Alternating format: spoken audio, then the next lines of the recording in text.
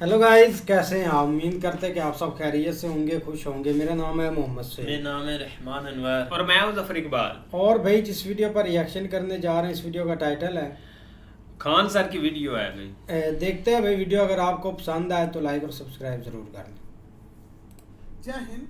देखिए, कश्मीर का बैसरान घाटी जो है ये हम्म। बहुत ही अपने सुंदर दृश्य के लिए प्रसिद्ध है, इसीलिए इसे मिनी स्विट्जरलैंड कहा जाता है। जिस कारण इस जिले में बहुत ज़्यादा, इस घाटी में बहुत ज़्यादा भारत के अन्य राज्यों से सैलानी पर्यटक घूमने जाते हैं। ये पहाड़ों से घिरा हुआ है। इन पहाड़ों के बीच में घाटियां हैं जो दूर में यहाँ पे पूरी तरह से बर्फ से ढकी पहाड़ियां हैं। ठंड का दिन आता है तो इस पर बर्फ की एक चादर पड़ जाती है जो बहुत ही मनोहर दृश्य दिखता है, और इसके सामने ऊंची ऊंची चोटियां हैं। गर्मी के दिन में जैसे अभी के वर्तमान समय में यहाँ पूरा हरियाली छा जाता है, और ठंड के दिन में इसमें बर्फ जम जाता है। ऐसे ही बहुत सारे सैलानी यहाँ घूमने गए थे। हालांकि ये जगह बहुत ही प्रसिद्ध है। पहलगांव जो जगह है, पहलगांव में ये घाटी है। पहलगांव जो जगह है वहाँ से ये घाटी लगभग आधे से 1 घंटे के डिस्टेंस पे है। पहाड़ों पर आधा ज़्यादा दूरी नहीं होती है, लेकिन घुमावदार रास्ता का होने की वजह से दूरियां बढ़ जाती हैं। तो यहीं पर जब अमरनाथ की यात्रा शुरू होती है, अभी 2 जुलाई से अमरनाथ की यात्रा शुरू होने वाली है, तो इस पहलगांव को एक बेस कैंप के रूप में यूज किया जाता है। जो श्रद्धालु हैं वो श्रद्धालु वही है जो बेस कैंप के रूप में रुकते हैं, ताकि बाबा अमरनाथ की दर्शन कर सके। यहीं पर बहुत सारे इस बार पर्यटक रुके हुए थे सब। पहलगांव से थोड़ी दूरी पर है, पहलगांव से ये आपका बैसरैन घाटी, ये बहुत ही प्रसिद्ध है। लेकिन इसी पे कुछ आतंकवादी आए और उनको मार दिए सब, और इतने निर्मम तरीके से हत्या किए सब इन आतंकवादियों ने। पाकिस्तान के जन्माए इन आतंकवादियों ने भारत पर हमला किया, क्योंकि इनके बाप की औकात नहीं है कि भारतीय सेना के पास आके लड़ सके। तुम्हारे अब्बा जो थे ना, 93,000 हारे थे साले, तुम्हारे बाप भी उसमें शामिल होंगे। 1971 पूछना अपने बाप से जाके। यहाँ पे इन लोगों ने निहत्थे लोगों पे मारा। ये दिखाता है कि कितने कायर पैदा होते हैं सब। हमारे यहाँ तो कहा जाता है माँ का दूध पियो तो सामने से आके लड़ो। तुम्हारे ही कहते हैं यहाँ पे एक निहत्था, कोई किसी की शादी हुई है, कुछ दिन पहले हुई है, वहां पर जाके मार दिया। एक जिम्मेदारी लिया है रेसिस्टेंस फंड। बताइए इनके बच्चे का क्या गुनाह था? बताइए, इनका बच्चा अच्छा मार्क्स लाया तो घूमने के लिए यहाँ आ गए। किसी की शादी 1 हफ्ते हुई है, किसी के हस्बैंड को मार दिया गया, वो कह रही है कि मेरे हमको भी मार दो यहाँ, लेकिन कह रहा है नहीं तुम अपनी सरकार को जाके बताओगे। अरे सरकार को तो पता चल गया है, लेकिन हम लोग को जो है ना अभी इलाज होगा इसका अच्छा से यहाँ पे। बताइए इस महिला के साथ इसके बच्चे को मार दिया गया। जब इंडियन आर्मी पहुंची तो फौज के ड्रेस में आतंकवादी थे सब। ये महिला समझ नहीं पाई, फौज को देख के रोने लगी। इनको लगा कि ये भी कहीं आतंकवादी तो नहीं है, तो उन लोगों ने बताया कि हम इंडियन आर्मी से आपकी मदद करने के लिए आए हैं। अरे कायर हो, एक तो तुम निहत्थे पे हमला करते हो, उसके बाद से तुम इंडियन आर्मी का ड्रेस पहन लेते हो। यही ना तुम लोग की कायरपन है। खैर, पड़ोसी की औलाद हो लोग सारे, तुम लोग की तो इतनी औकात नहीं जो इंडियन आर्मी से लड़ सको। लड़े तो थे, यही हुआ था। हालांकि हम लोगों ने अभी ऑपरेशन टिक्का प्रारंभ किया है, रेस्क्यू ऑपरेशन चल रहा है, कुछ आतंकवादी मार दिए भी गए हैं, अभी आगे भी कार्रवाई चल रही है। लेकिन इससे क्या होने वाला? अभी मोदी जी सऊदी अरब के दौरे पे थे, तब तक ये घटना हुई, तो सऊदी अरब के दौरे को बीच में ही कैंसिल करके आए और एक सर्वदलीय मीटिंग भी बुला रहे हैं, जिसपे कि पूरी तरह से निर्णय लिया जाएगा कि इसका क्या फाइनल इलाज किया जाएगा। लेकिन इस चीज को समझिए कि इसके पीछे हाथ किसका किसका हो सकता है। पाकिस्तानी ये कायर है, ये पाकिस्तान वालों पहले सुनो, ये तुम्हारा सेनापति है, सबसे बड़ा चोर आदमी है। लंदन में इसकी बहुत बड़ी प्रॉपर्टी है। अमेरिका में अपने बच्चों के लिए फार्म हाउस खरीद के रखा, पता करा लेना तुम लोग। यहाँ पर 1 से 1 करोड़पति। ये आईएसआई में था, पाकिस्तानी आतंकवादी संगठन, जो सरकारी आतंकवादी संगठन है उसका नाम आईएसआई है, वहाँ पे उसका ये हेड रहा है। तो ये सेना में बहुत घपला किया है, और सेना का मनोबल डाउन हो गया है इसके वजह से। तो ये सोच रहा है एक तो एस्केलेट हो जाए, एक लड़ाई एस्केलेट हो जाए। इसलिए इसने रावलपिंडी में एक भाषण दिया था कि हम बताएंगे कि क्यों पाकिस्तान अलग हुआ था। अरे पाकिस्तान इसलिए अलग हुआ था कि एक साफ सुथरा इंसान सुअर के साथ नहीं रह सकता है। तुम्हारा जो सरगना था जिन्ना, उसने अलग कर दिया भारत से, सुअरों को अलग करके वहां अलग कर दिया। तो ये पूरी के पूरे वहां पे, और जो पाकिस्तान यहां से गए थे लोग ना, ये सोच के कि पाकिस्तान एक बहुत खूबसूरत देश बनेगा। देख लो तुम्हारे देश में क्या हाल हो चुका है। यहाँ पर दुनिया थूकती है साला। अगर एयरपोर्ट पे पता चल जाए कि पाकिस्तानी है तो बगल का आदमी उठ के चला जाता है। अगर जहाज में पता चल जाए कि मेरे बगल में पाकिस्तानी बैठा है, उसका पूरा रास्ता पर टेंशन में रहेगा कि पूरी तरह से सलामत जा पाएगा कि रास्ते में फटेगा यहाँ पर। तो ये चाहता है कि अपनी सेना में थोड़ा सा मनोबल बढ़ाने के लिए युद्ध हो जाए। दूसरा, पाकिस्तान में इसने क्या किया, इमरान खान को गिरफ्तार करा दिया। इमरान खान पहले क्रिकेटर थे, पूरी दुनिया घूमे थे, पाकिस्तान के अन्य प्रधानमंत्रियों की तुलना में ज़्यादा सोच समझ रखने वाला था, तो इसको जेल में भेजवा दिया मेरे चचवा को। अभी यहाँ पे गृह युद्ध हो गया। तो आसिम मुनीर का यही सोचना है कि अगर भारत से थोड़ी बड़ी भी लड़ाई हो जाती है तो सेना ये अपना बन बजा लेगा कि देखो हम हैं तो पाकिस्तान को बचा के रखे हुए, वैसे भी पाकिस्तान मरेगा, बकरी की अम्मा कब तक खैर मनाएगी। यहाँ दूसरा एक और चीज़ है क्या कि इंडिया चाइना और अमेरिका के बीच में जो ट्रेड वार हुआ है, तो चाइना के ऊपर 245% लगा दिया गया है टेरिफ, जिस वजह से बहुत सारे व्यापारी अब इंडिया की ओर मूव करेंगे। तो चाइना की भी चाल है, वो पाकिस्तान के थ्रू भारत में हमला करा रहा है ताकि बड़े व्यापारी इंडिया में इस मौके को ना सके, क्योंकि जो बहुत बड़े व्यापारी होते हैं ना, जो करोड़ों करोड़ में डील करते हैं, 200 करोड़ 400 करोड़, तो वो देखते हैं किस देश में शांति है। इसलिए देखिएगा सिंगापुर देखिए, दुबई देखिए, कोरिया देखिए, जापान देखिए, यहाँ हमेशा शांति रहता है, तो वैसे ही देखते हैं। तो चाइना को लगता है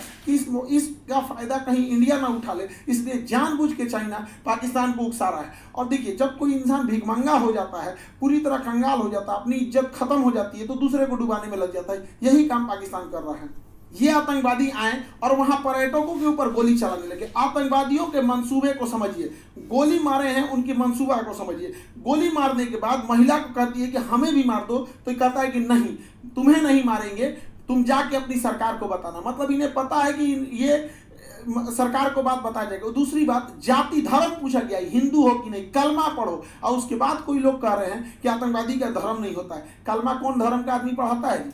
हाँ, इतनों में आंख नहीं खुल रहा है। यहाँ पे एकदम शर्म लिहाज घोल के पी गए हैं, किसी के सामने निहत्थे को मार दिए हैं। इससे कश्मीर में जो सबसे बड़ी समस्या आएगी, हम लोगों को जब धारा 370 हटा था तो 5 साल लग गए ये चीज़ों को नॉर्मल पटरी पे लाते हुए। उसको 5 मिनट में सब राउंड के चला गया। साहब कौन पर्यटक वहाँ जाएगा? पर्यटक जिनके पास ज़्यादा पैसे होते हैं वही लोग। गरीब आदमी का मतलब पर्यटन मतलब कौन सी होता है? ननिहाल चल जाता है, पर्यटन मतलब हो गया नानी के घर घूम लिया, हो गया पर्यटन हो गया है। लेकिन ये लोग जो जा रहे थे भारत के अन्य हिस्सों से, अभी उन पे क्या बीतेगी? पूरा मनोबल तोड़ के रख दिया। ये सब अपने मंसूबे में कामयाब हो रहे हैं। इससे क्या होगा बताइए? पहलगांव में ना कोई फैक्ट्री है, ना कोई इंडस्ट्रीज है, कुछ है ही नहीं है। पर्यटन से ही इनकम होता है, तो इन लोग की इनकम डूबेगी। जब इनकम डूबेगी गरीबी आएगी, अनएम्प्लॉयमेंट बढ़ेगा। और यही पाकिस्तान चाहता है कश्मीर में भयानक गरीबी आए, क्योंकि जब गरीबी आ जाती है, इंसान के पास एकदम गरीबी आ जाएगी, तो फिर इंसान देखता है कि हमारा पेट कैसे भरेगा। अब यही पाकिस्तानी उन्हें हथियार थमाते हैं सब। तो एक और वो दिखाते हैं सब, देखो कश्मीरी तुम्हारे साथ है। आज कश्मीर वाले देखो तुम्हारे साथ कौन खड़ा है, अपने आप से पूछ के देखो ना कश्मीर वालों, कि अगर पाकिस्तान हमारे कश्मीर के पीछे नहीं पड़ा रहता तो आज जिस तरह गोवा डेवलप है, आज जिस तरह सिंगापुर डेवलप है, ठीक उसी तरह से जम्मू कश्मीर भी डेवलप रहता। तो जम्मू कश्मीर के लोगों तुम्हारे लिए सबसे ज्यादा खतरनाक है तो ये पाकिस्तानी है। और बिना लोकल के सपोर्ट के, बिना लोकल के चढ़ावे पे इतना बड़ा तो कोई हमला नहीं कर सकता है। तो खुफिया एजेंसी को भी इन लोकलों को भी खोजना पड़ेगा वहां पे कौन कौन साथ दिया, क्योंकि वहीं कोई ना कोई होगा जो इतने बड़े घटना की साजिश को, उन आतंकवादियों को ये रास्ता दिखाया होगा। वहां के लोकल लोगों की तो नौकरी चली गई, सब कुछ गया। अरे तुम्हारी नौकरी गई, इधर लोगों की जान चल गई। नौकरी बड़ा होता है कि जान बड़ा होता है जी? किसी भी इंसान का, परिवार का कोई सदस्य चला गया, लेकिन ओवरऑल एक देश की क्षति हो रही है। ये पूरी दुनिया इस पर क्या करेगी? दुनिया को क्या करना है वो तो देखेगी कि भारत एक अनस्टेबल है। कश्मीर के मुद्दा को दोबारा वो पाकिस्तान ऊपर की ओर बढ़ा रहा है। अभी भारत सरकार को इस पर सख्त एक्शन लेना चाहिए। पाकिस्तानी जो भारत में इलाज कराने आ रहे हैं सबका वीजा रद्द कर लेना चाहिए। भारत सरकार ने सार्क का वीजा रद्द किया है, जो बिजनेस के लिए आते हैं। कोई भी पाकिस्तानी को चाहे हार्ट ट्रांसप्लांट हो, चाहे किडनी ट्रांसप्लांट हो, इंडिया में आने ही नहीं देना चाहिए, क्योंकि इंडिया में इलाज बहुत सस्ता होता है। आते हैं चेन्नई, आते हैं मुंबई, दिल्ली, इलाज करा के चले जाते हैं। बाहर में जाओ, सोच रहे तो नहीं, मरो वहीं पे जहाँ जाना है तुमको। एकदम कोई वीजा उजा, कोई इंसानियत मरवत नहीं करना चाहिए। यहाँ पे एयर स्पेस तो हम लोग का बंद ही है। पाकिस्तान का एयर स्पेस की वजह से पाकिस्तान को बहुत घाटा लग रहा है, लेकिन भिखमंगों को क्या चाहिए? जीने के लिए तो कैसे भी जी लेंगे। सिंधु जल समझौता 1960 के तहत हम लोग सिंधु नदी तंत्र के 80% जल छोड़ देते थे। भारत ने अभी समझौते को सस्पेंड किया। सस्पेंड करने से फायदा ये है कि हम लोग कभी जब मन तब सस्पेंड कर देंगे जब भी इस तरह की घटना होगी। लेकिन सिंधु जल समझौते को सस्पेंड कर देना कोई इलाज नहीं है, क्योंकि इसके पानी को हम डाइवर्ट करके लेके कहाँ जाएंगे? इसके लिए हमें नया बांध बनाने की जरूरत है। तो बहुत सारे बांध, जब तक ये समझौता सस्पेंड है, बांध बना देना चाहिए और पाकिस्तान के पूरे पानी को रोक लेना चाहिए। और गर्मी के दिन में पूरा पानी रोक ले, और जब बरसात का समय आएगा तो पाकिस्तान तब तक तो गर्मी में पूरा जल चुका रहेगा। बरसात के समय आएगा जब पूरा लबालब होगा तो बांध खोल दे, एक सुखा के मारो फिर दहवा के मार दो। यहाँ पे दोनों करना पड़ेगा। इंसानियत को लांग दिया है पाकिस्तान ने। देखिए राक्षसों के साथ राक्षस जैसा ही व्यवहार करना पड़ेगा। और दूसरी भैया, हमारे खुफिया एजेंसी वाले लोग, चाहे आईबी हो, रॉ हो, सीबीआई हो, एनआईए हो, कुछ तो करो भाई। हमेशा पुलवामा हुआ, तुम लोग को क्या कैसे बोले यार, कैसे? अभी देख रहे थे बलूचिस्तान में हुआ था, एक नॉर्मल आदमी समझ रहा था उसका रिटिलेशन होगा। ये क्या इंटेलिजेंस आता है हम लोग का? पुलवामा हो जाता है, संसद पर अटैक हो जाता है, ताज होटल पे हमला हो जाता है, अमृतसर पे हो जाता है, पठानकोट पे हो जाता है, क्या हो रहा है? उरी पे अटैक हो जाता है। अरे कभी तो पहले इंटेलिजेंस लाया जाए। हम मानते हैं कि इंटेलिजेंस बहुत लाते हैं आप लोग, लेकिन थोड़ा और एक्टिव होने की जरूरत है। मोसाद की तरह होना चाहिए, CIA की तरह होना चाहिए, चाइना की एजेंसी की तरह होना चाहिए। वहाँ और जरूरत है इस चीज़ों को। भारत सरकार को इस पर और संजीदगी से कदम उठाना चाहिए। और इस हमले के बाद केंद्र सरकार एक सर्जिकल स्ट्राइक करेगी। देखो, सर्जिकल स्ट्राइक जरूरी है, लेकिन सर्जिकल स्ट्राइक कोई इलाज नहीं है। सर्जिकल स्ट्राइक हमेशा सेना करते रहती है। 50 गो आतंकवादी मार देंगे तो क्या भरपाई हो जाएगा? हमारे 28 मासूम लोग मारे गए, इसकी भरपाई 50 गो सैनिक। 50 गो मतलब क्या? पाकिस्तानी एगो मिलकर 50 गो जन्म दे देगा। एगो पाकिस्तानी 4 गो बियाह करेगा, 1 2 3 4, 4 गो बियाह करेगा एगो पाकिस्तानी। एगो से 15 गो पैदा करेगा, 15 चौको 60, एगो से मिलकर 60 को जन्मा देगा। जन्म लेने में क्या जाता है? सुअर भी एक साथ 16 को जन्म दे देता है। इन चोटों को क्या जाता है? आप क्या लगता है सर्जिकल स्ट्राइक से इलाज हो जाएगा? नहीं, सर्जिकल स्ट्राइक इनका इलाज नहीं, इनका ठोस इलाज करना पड़ेगा।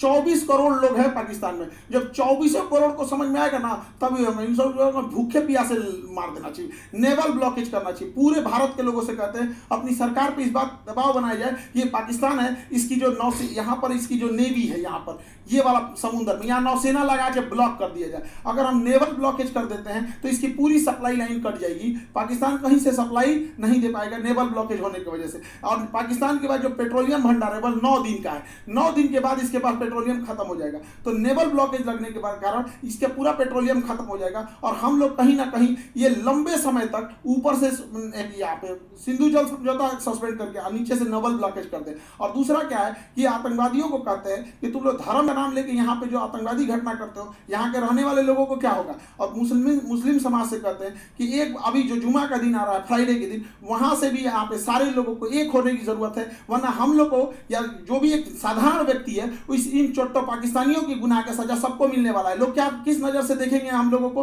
क्या तरीका है यहाँ पर? तो हम लोगों को भी खड़े होने की जरूरत है। जब इजराइल में हुआ था, इजराइल में गाजा में जो हुआ था, छोटे बच्चे को मारा गया था, वो भी गलत था। यहाँ जो हुआ ये भी गलत है। उसके लिए खड़े हुए थे तो इसके लिए भी खड़े होना पड़ेगा यहाँ, तब देश होगा। वरना कितना पूरा कलंक पोत के चला गया है पाकिस्तान के। 2 लौंडे आए, सब यहाँ गोली चला के चले गए। बनी बनाई इज्जत मिट्टी में मिल जाती है। एक अब्दुल कलाम होता है, एक वीर अब्दुल हमीद होता है, और यहाँ डेली 2-4 को निकल के इस तरह कश्मीर में घटना करेंगे। सब किस नजर से देखा जाएगा? हम लोग का रेपुटेशन कहाँ जाएगा? इसलिए एक सामूहिक जिम्मेदारी बनती है कि इसे कंडेम किया जाए, इसकी घोर निंदा किया जाए यहाँ चीजों को सामूहिक तौर पर। और पूरे भारत के लोगों से कहते हैं, चाहे हम तो अपने शिक्षा जगत में हैं, तो हम तो अपने शिक्षा जगत से हर एक टीचर से भी उम्मीद करते हैं, उनसे भी आह्वान करते हैं कि अपनी सरकार पर इस बात का दबाव बनाया जाए कि यहां से नेवल ब्लॉकेज होगा यहां से, ताकि यहां से कोई भी पाकिस्तानी शिप अंदर नहीं जा सकता है, ताकि 9 दिन के अंदर इसका पेट्रोलियम खत्म हो जाए। और ऊपर से सिंधु जल समझौता सस्पेंड करना चाहिए, ताकि कोई पानी न जा पाए और गेहूं की धान की फसलें न बोल पाए। और बरसात के समय इसे छोड़ दो, इधर दहवा के मार दो, इधर बंद करके मार दो, तब तक जब तक इनको समझ में नहीं आए। वरना ये जो है सब ना पागल हो गए हैं सब, इनका कोई इलाज नहीं है। मानवता की हद नांग दी है सब। किसी का धर्म पूछ के मारा जाता है, किसी को इंसानियत नाम की चीज है कि नहीं? जिंदा है सब इंसानियत। कोई क्या सोचेगा यहाँ पे जी? पूरे कौम को बदनाम करके रखा सभी पाकिस्तान। अगर पाकिस्तान को मिटा दिया जाए तो आधा दुनिया शांति से सोएगा। कम से कम एशिया में तो शांति जरूर आ जाएगी। हम सरकार से भी आग्रह करते हैं कि सर्जिकल स्ट्राइक जैसे झुनझुना से पाकिस्तान सुधरने वाला नहीं है, इसको बेत मारना पड़ेगा। नेवल ब्लॉकेज के लिए याद करिए 1999 कारगिल के टाइम पे जब नौसेना ने ब्लॉक कर दिया था, तब पाकिस्तान पीछे हटा था, क्योंकि उसकी पूरी राशन सप्लाई और विदेशी व्यापार बंद हो गया था। अर्थव्यवस्था तोड़ना पड़ेगा पूरी तरह से पाकिस्तान का। हम सारे अपने शिक्षक समाज से भी कहते हैं और सारे विद्यार्थियों से भी कहते हैं और देश से भी लोगों से कहते हैं कि इस पे चाहे ट्विटर हो चाहे जैसे भी हो, हैशटैग हम लोग को ले आना पड़ेगा, hashtag naval blockage for Pakistan. ये कुछ ना कुछ करना पड़ेगा ताकि सरकार सर्जिकल स्ट्राइक से नहीं, क्योंकि सर्जिकल स्ट्राइक से सुनने वाला नहीं है। एक बढ़िया से लड़ाई चाहिए होता है, तब उसको अगर वो चाहिए तो उसको दे दिया जाएगा। इसमें हम लोग पीछे नहीं पड़ेंगे। हम तो कहते हैं पहले नेवल ब्लॉकेज करके 1 महीना छोड़ दो, जितना राशन पानी है सब खत्म हो जाए, 1 महीना में फ्यूल वगैरह सब खत्म हो जाए, तब उसके बाद अगला हमला करना चाहिए। इसके जितना बिजली घर है और पुल है रेलवे का तोड़ दो, उसके बाद आधा पंगु हो जाएगा पाकिस्तान यहाँ पे। तो ये छोटे मोटे लड़ाई से नहीं सुलझने वाला है। हम लोग को एक कड़ा एक्शन लेना पड़ेगा, वरना आए दिन इस तरह की घटनाएं होती रहेंगी। कश्मीर को तबाह करके रख दिया। हमारा पूरा एक पर्यटन का व्यापार था। स्विट्जरलैंड कोई क्यों जाता जब कश्मीर इतना बेहतरीन था? कौन कश्मीर के लोग सोच के देखो, तुम्हारा सच्चा दुश्मन कौन है? कश्मीरियों को बदनाम करने वाला कौन है? यही पाकिस्तान। पाकिस्तानी, तुमसे तुम्हारा रोजगार छीनने वाला कौन है? यही पाकिस्तानी। अरे घर बैठे पर्यटक जहाँ होते हैं वहाँ पे लोगों की इनकम होती है। गोवा में जाके देखो, वहाँ के लोगों को घर बैठे इनकम हो जाती है। कोई स्कूटी रेंट पे लगाया, कोई होटल रेंट। ऐसे आतंकवादी घटना होगी तो क्या होगा? कश्मीर के लोगों से भी कहते हैं कि सामूहिक रूप से बाहर निकलिए और ये वहाँ पे विरोध दिखाइए, ताकि वो विरोध इस्लामाबाद, लाहौर, कराची तक दिखना चाहिए कि कश्मीरी भी इसके विरोध कर रहे हैं। अन्यथा इसका भुक्तभोगी सबसे बड़ा कोई होगा तो आप होंगे लोग यहाँ पर। कोई कौन भुगतेगा? जो लोकल लोग भुगतते हैं वहाँ पे अगर कोई घटना होती है तो। अब मारने की रही बात, हम लोग तो चुन चुन के मारेंगे लोग, चाहे किसी भी बिल में घुसे रहे लोग। 1971 मत भूलो पाकिस्तान, तुम्हारा के बांग्लादेश किए थे, अब अगला नंबर बलूचिस्तान का है। और सरकार से भी कहते हैं जिस तरह मुक्ति वाहिनी का खुला समर्थन करके बांग्लादेश बनाया गया था, उसी तरह बलूचिस्तान लिबरेशन आर्मी वाले को, बीएलए वाले भाइयों को, पूरे बलूचिस्तान वाले लोग को कहते हैं पाकिस्तान से अलग हो जाओ, हम तो आपके साथ हैं। जैसे मुक्ति वाहिनी के समय 1971 में साथ दिए थे, उसी तरह एक पाकिस्तान का दोबारा टुकड़ा होगा यहाँ से और बलूचिस्तान का निर्माण होगा। पाकिस्तान में जैसे इधर का निर्माण हुआ था। वरना अगर हाथ पे हाथ रख के बैठेंगे तो ये इलायचीदाना बराबर बांग्लादेश, जिसको हम लोगों ने जन्म दिलाया था, ये आज हम लोग को आंख दिखा रहा है। ये पाकिस्तान आंख दिखा रहा है। ऐसे हाथ पे हाथ रखने से नहीं होगा, यहाँ पर एक कड़ा एक्शन लेना पड़ेगा। ये आतंकवादी किसी के नहीं हो सकते हैं। इन्हें कोई अगर अपना समझता है तो सबसे बड़ा बेवकूफ है वो है, क्योंकि सांप पालिएगा तो काटेगा ही काटेगा। ऐसा नहीं कि केवल आपके पड़ोसी को काटेगा। जब ये पहलगांव में ये घटना हो रही थी तो उस समय सैयद आबिद नाम का एक घोड़ा चलाने वाला व्यक्ति, कितना ही पैसा कमाता होगा, घोड़ा चलाने, इसकी बहन रोक रही थी कि आप मत जाओ, लेकिन ये बेचारा गया वहां पे। और जब आतंकवादियों ने लोगों पे गोलियां चलाने लगी, इतना बहादुरी अपना घोड़ा छोड़कर आतंकवादियों से हथियार छीन लिया। कहा कि ये हमारे कश्मीर के मेहमान हैं, इन पे गोली मत चलाओ। हथियार छीन लिया। एक सैनिक ना होने के बावजूद इसको इतना हिम्मत था, छीन लिया, लेकिन दूसरे आतंकवादी ने इसे भी गोली मार दिया। आज बेचारे का पूरा परिवार, इस बूढ़ी माँ, इस बूढ़े पिता से क्या पूछेगा? पिता से जब मीडिया ने पूछा आप क्या कहना चाहेंगे, तो कहते कि बेटा चला गया, क्या कहेंगे? बेगुनाह था, बेगुनाह मारा गया। यहाँ पे सरकार से भी कहते हैं कि जितने लोग की इसमें शहीद हुए हैं उन लोगों को भी आर्थिक मदद और कुछ ना कुछ इनके अस्थायी जीवन के लिए कुछ किया जाए, ताकि उन्हें एक श्रद्धांजलि दी जा सके। यहाँ पर मुसीबत की घड़ी में हम सब देशवासी एक दूसरे के साथ हैं। उम्मीद करते हैं हम सब एक साथ मिलकर अपनी सरकार का साथ देंगे। सारी राजनीति खत्म, यहाँ पे सब एक होने चाहिए और इसका मुंह तोड़ जवाब देना चाहिए। और हम किस मुंह से कहें, किस भाव से कहें, जिनके यहाँ से किसी का भाई उजड़ गया, किसी के मांग का सिंदूर उजड़ गया, कोई बहन ने अपना भाई खोया, कोई महिला ने अपने पति को खोया, कोई बेटे ने अपने बाप को खोया, किस मुंह से कहें हम लोग? क्या दें उनको? सच्ची श्रद्धांजलि दें। इस श्रद्धांजलि से क्या हम उनके परिवार का दुख लौटा सकते हैं? कभी नहीं लौटा सकते। तो कभी ना कभी तो इसे रोकना पड़ेगा ना। नासूर को छोड़ते जाएंगे तो और बड़ा जख्म होते जाएगा। इसलिए इसका इलाज बहुत जरूरी है। लेकिन जिन भाइयों ने अपनी जान गंवाई है, जिन लोगों के परिवार के अपने बिछड़ के गए हैं, दुख की घड़ी में पूरे देश उनके साथ है, लेकिन उनको सच्ची श्रद्धांजलि तभी मिलेगी जब इनका जवाब उनको मिलेगा। जब उन लोगों को जब उनके घर में भी ऐसे उजड़ेंगे, उनके घर से भी ऐसे आंसू बहेगी ना, तो उन्हें समझ में आएगा कि एक मासूमों पे, निहत्थे लोगों पे गोली चलाना कितना खराब होता है। अरे इतना कमजोर तो दुनिया का कोई नहीं होगा। यहाँ पे छोटे बच्चे भी लड़ाई लड़ते हैं तो कभी किसी निहत्थे पे नहीं मारते। कितना नीच गिर सकते हो पाकिस्तान, हमने कभी सोचा नहीं था इस पर। आई होप कि सरकार इस पर कोई कड़ा एक्शन लेगी। जैसा होगा फिर आगे हम लोग देखेंगे। जय हिंद। बाकी यार अभी तक टॉपिक एक ख़त्म नहीं हुआ और काफ़ी चीज़ें ना एक चेंज हो रही है। ख़ास करके जब से एक पानी का एक मामला आया ना, उस पर काफ़ी लोग एक गुस्से में आ गए। पहले तो ऐसे लग रहा था कि एक पाकिस्तान कोई रिस्पॉन्स नहीं करेगा और ऐसा उसमें जो भी एक पाकिस्तान का नाम आ रहा है या इसमें वो शामिल हैं। अभी तक भाई जो भी हमारे एक ऑफिशियल है ना, इसको एक मतलब के ऊपर से ही एक ले रहे हैं कि हमारा एक कोई हाथ भी नहीं है। एक इंडिया खुद एक करवा रहा है और हम पर इल्ज़ाम डालकर ये मतलब के लोगों को बेवकूफ़ बना रहा है। इधर एक पॉइंट ऑफ व्यू ये चाह रहा है, लेकिन इधर भी भाई एक जज्बाती लोग एक ज़रूर है, क्योंकि प्रेस कॉन्फ्रेंस काफ़ी हो चुकी है। एक जो कश्मीर इधर POK का एक कश्मीर है ना, उसका एक जो मतलब के बनाया हुआ इन्होंने पोपट है, तो वो भी आज मतलब के काफ़ी एक तड़ियाँ लगा रहा था कि हम डरते नहीं, अगर हिम्मत है तो आप आ जाओ और हम एक कश्मीर से लेकर दिल्ली तक आगे एक चलते रहेंगे। तो इधर भी लोग एक कम नहीं है, एक हवा को हवा देने के इधर भी काफ़ी बंदे बैठे हुए हैं। लेकिन अब देखो ना यार, एक आद तक होती है नफ़रत फैलाना। हम भी देख रहे हैं कि आस्ता आस्ता चीज़ें एक बढ़ती जा रही है। और जब से पानी बंद होने का मामला उठा है तब तक इधर भाई पाकिस्तान में भी काफ़ी प्रोटेस्ट हो रहे हैं। लोग एक सड़कों पर आ रहे हैं कि एक इंडिया की हिम्मत कैसे हो गई है। अभी तक पानी बंद नहीं हुआ, अभी तक उन्होंने सस्पेंड किया, आगे जाकर शायद ओपन भी कर दें, लेकिन इधर इनको कौन भाई एक बात बताए। अब देखो ना, एक वो चीज़ होगी। अब सारा नुकसान एक पाकिस्तान को झेलना पड़ेगा। जो इधर पहले जाते थे लोग, एक इलाज करवाने भी जाते थे, उनके भी एक वीज़े बंद हो गए, क्योंकि पाकिस्तान में एक इतनी क्वालिटी नहीं है कि वो अपने लोगों का एक अच्छे से इलाज करा लें, और वो भी एक सस्ता, वो भी भाई एक इंडिया में हमें जाना पड़ता था। कई हमने वीडियो भी देखे, लोगों को आगे वो अच्छा है कि ट्रीट भी करते थे, लेकिन इधर के अब ये जो मामला हुआ है ना भाई, बहुत नफरत फैल गई है। बिल्कुल यार, बहुत ज़्यादा नफरत हर चीज़ के अंदर। अब आहिस्ता आहिस्ता जैसे जैसे आगे आगे टाइम जा रहा है भाई, एक और लोगों के अंदर गुस्सा आ रहा है, क्योंकि शुरू में जो थी ना, एक दो वीडियो मिली थी या एक जैसे इंसिडेंट हुआ था तो लोगों को कम ही पता था, लेकिन वहाँ जो जो हुआ है, जितना एक उन्होंने जुल्म किया है, वो उसका जैसे लोग एक सुनते हैं, लोगों के अंदर एक और ज़्यादा गुस्सा आता है। और उनकी हर कोशिश है, पहले उन्होंने ये एक 5 जो रूल निकाले हैं कि ये एक बिल्कुल एक जो है ना पाकिस्तान के साथ हर चीज़ ख़त्म है। मतलब पहले भी थी, लेकिन इस हद तक थी ये लोग उधर आ जा सकते थे, इलाज करवा सकते थे, काफ़ी लोगों को अब मतलब और उधर वो बुला भी रहे थे। हम बॉलीवुड की तरफ देखा, मूवी देखी, थोड़ा सा मतलब ना एक चीज़ नॉर्मल हुई। लेकिन जब से ये हुआ है ना, हर एक के लिए भाई ये काफ़ी ज़्यादा एक मुश्किल है। चाहे एक हमारी क्रिकेट है, चाहे हमारे एक आम पब्लिक है, एक जितना लोगों को भाई उन्होंने भाई एक सपोर्ट किया था ना, वो बिल्कुल अब ख़त्म है। लेकिन खान सर, उनका भी एक गुस्सा हर एक के अंदर भाई ऐसे ही गुस्सा है। वो तो यही बोलते हैं, आप भाई इधर से पानी रोके, इधर से भाई जो एक जैसे पहले आपने रोका था नेवी की तरफ से, ऐसे रोकें। तो हर एक का यही पॉइंट ऑफ व्यू कि बिल्कुल एक ख़त्म कर दे। लेकिन देखो भाई एक क्या स्टेप लेती है। अभी तक तो इंडियन गवर्नमेंट ने इतना ही किया, और आगे से इनका भी यही रिस्पॉन्स है कि हमने नहीं किया, हम पे ऐसे ही ब्लेम डाल रहे हैं। यही चीज़ें एक सामने आ रही।